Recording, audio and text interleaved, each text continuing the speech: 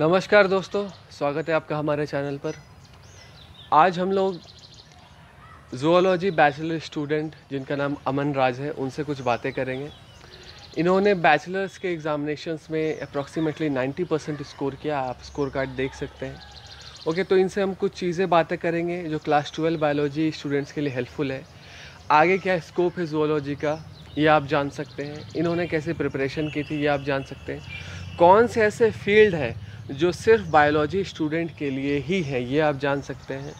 तो ये बहुत ही हेल्पफुल वीडियो रहेगा। तो चलिए शुरू करते हैं। कॉलेज लेकर पढ़ाई करना। पहले मैं आपको कुछ बता दूं जी, मेरा कभी इतना मार्क्स नहीं आया ज़ूलॉजी में, मतलब इसीलिए मुझे थोड़ा सा अचंभा हुआ। मैं 70% लगभग आया था ज़ूलॉजी में, बैचलर्स डिग्री में। 90 के आसपास लाना थोड़ा सा मुश्किल होता है। तो आप बताइए, अब बताइए कैसे आपने तैयारी किया था। ग्रेजुएशन में एडमिशन लेने के बाद तो सबसे पहले बेसिक माइंडसेट ये है कि मुझे नॉलेज लेकर पढ़ना है, मुझे समझ कर पढ़ना है। अब फिर भी एग्ज़ाम के पॉइंट ऑफ व्यू में जब आते हैं तो पहले हार्ड टॉपिक्स को कवर करना, then moderate, then easy topics पे सबसे लास्ट पे फोकस करना। तो एग्ज़ाम के 2-3 महीने पहले ये सारी प्रोसेस शुरू हो जाना है और टिल एग्ज़ाम सारा रिविजन्स वगैरह ख़त्म करके मतलब कि आपका कहना है कि पहले हम लोग वैसे टॉपिक्स को कवर करते हैं जो डिफ़िकल्ट है जी, उसके बाद उससे थोड़ा मॉडरेट फिर इजी, जी, ताकि एग्ज़ाम टाइम पे आप पे प्रेशर ना रहे कि हमको कुछ नया पढ़ना है। जी, आपके पास रिवीजन सिर्फ रहे, है ना। बस। बहुत सही बात है। तो क्लास 12th का जो बायोलॉजी है और क्लास जो मतलब बैचलर्स डिग्री का जो ज़ूलॉजी है उसके बारे में व्यूअर्स को बताइए। क्या अंतर है, लेवल का अंतर है, क्या क्या पढ़ना पड़ता है हम लोगों को, कुछ अलग पढ़ना होता है क्या 12th से ज़ूलॉजी में, थोड़ा बताइए व्यूअर्स को।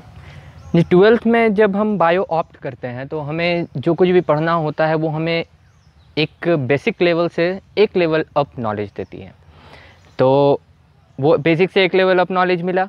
अब उसके बाद जब हम ग्रेजुएशन वाले स्ट्रीम में आते हैं तो ये बिल्कुल एक रिसर्च एम्फेसाइज फील्ड होता है। रिसर्च में ज़्यादा एम्फेसिस। जी, ये बेसिकली यहाँ पर जितना भी आपको नॉलेज मिलने वाला है ये सब कुछ रिसर्च पे ही इंक्लूडेड रहता है, रिसर्च से ही डेराइव्ड होकर यहाँ पर आया है। जो आप यहाँ पढ़ रहे हैं वो बेसिक से तो अप है ही और वो आपको एक कंप्लीट डिटेल देती है।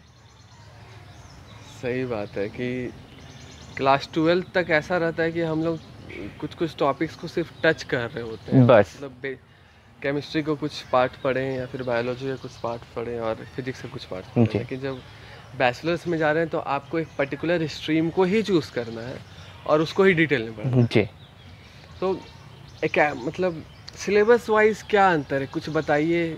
एग्जांपल्स देके अगर आप बताएं तो ज़्यादा बेहतर रहेगा। जैसे जो 12 में पढ़ना था और नहीं पढ़ना था और ग्रेजुएशन में पढ़ना है, वैसा कुछ बताइए। इन द सेंस कि 12th में हम लोग क्या नहीं पढ़ते जो ज़ूलॉजी में हम लोग जाकर उसको थोड़ा सा वास्ट वे में या फिर उसको पढ़ते हैं। जी, 12th में हम लोग जो पढ़ते हैं वो तो हमें बेसिक नॉलेज देती है। लाइक अब ग्रेजुएशन में जब हम लोग आते हैं तो हमें बहुत सारी चीज़ें ऐसी पढ़ने को मिलेंगी जिसे हमने 12th में पढ़ा नहीं, या तो बहुत ही बिल्कुल सिंपल वे में टच करके निकल गए। लाइक बायोकेमिस्ट्री है हमारे पास, बायोस्टैट्स है, बायोटेक्नोलॉजी है।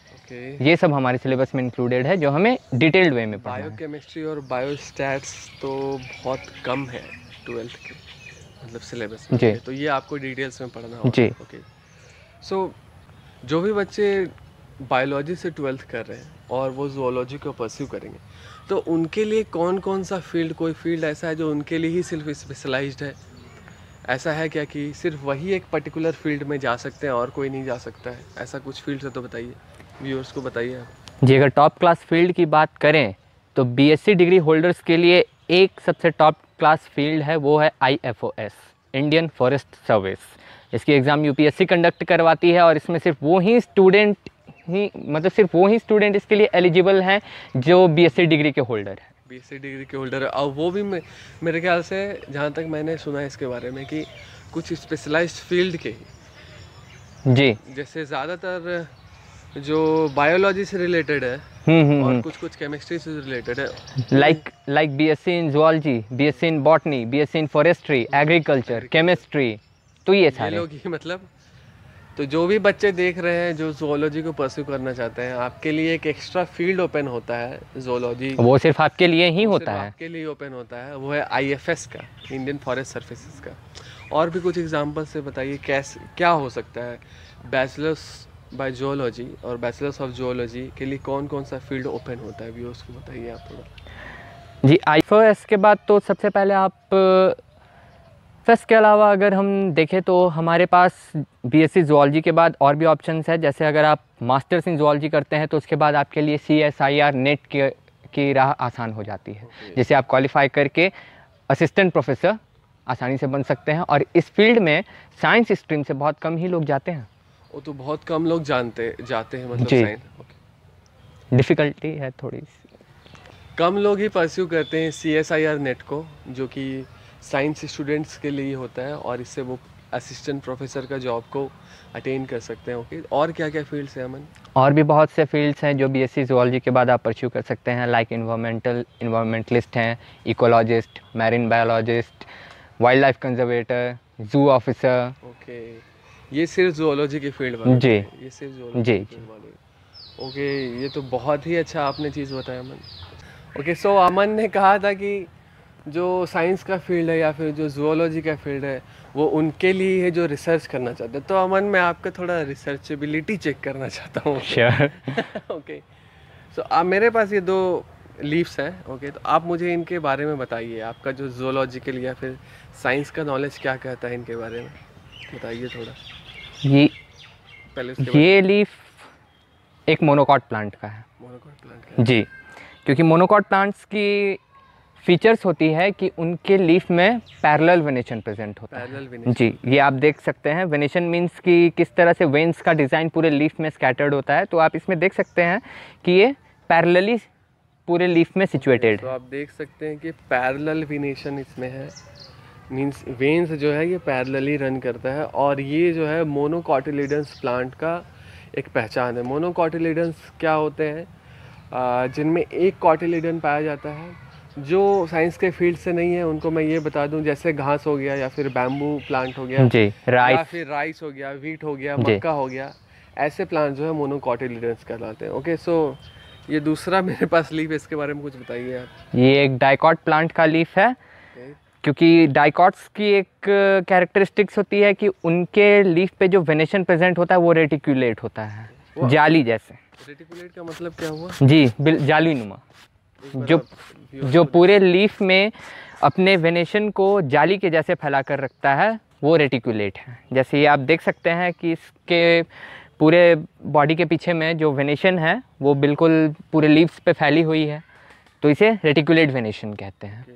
सो ये डाइकॉटिलिडनस प्लांट का लीफ है। डाइकॉटिलिडनस का मतलब होता है जिसमें 2 कॉटिलिडन पाया जाता है। फॉर एग्जांपल, जैसे आप अगर चना का जो सबसे बेस्ट एग्जांपल बीज देखे हैं उसमें 2 हिस्सा होता है, तो वो 2 कॉटिलिडन कहलाता है। ओके, तो चना है डाइकॉटिलिडनस प्लांट का एग्जांपल। मूंग है। ओके, जितने भी लेग्यूमिन्स हैं, दलहनी फसलें हैं, वो सारे डाइकॉट्स के एग्जांपल हैं। लेग्यूमिनस प्लांट्स हैं, मींस जिनका दाल होता है। ओके, राहर का दाल है, मूंग का दाल है, चना का दाल है, राजमा ठीक वगैरह। है, राजमा हो गया, ये सब जो है ये सब लेग्यूम्स प्लांट में आते हैं। ओके, तो वो सब डाइकॉटिलिडनस के अंदर आते हैं। मैंगो हो गया, ज़्यादातर फ्रूट्स में मेरे ख्याल से डाइकॉटिलिडनस के फील्ड जी। होते हैं। ओके, तो अमन, आपसे बात कर कर अच्छा लगा, और आगे भी हम लोग मिलेंगे, ज़ूलॉजी और नेचर के बारे में बात करेंगे, क्योंकि हम लोग यहाँ पर शूट कर रहे हैं नेचर के बीच में। हम लोगों को ये स्पेस बहुत अच्छा लगता है। आई होप आप लोगों को भी अच्छा लगा होगा। Thank you for watching limitless सीखो। धन्यवाद।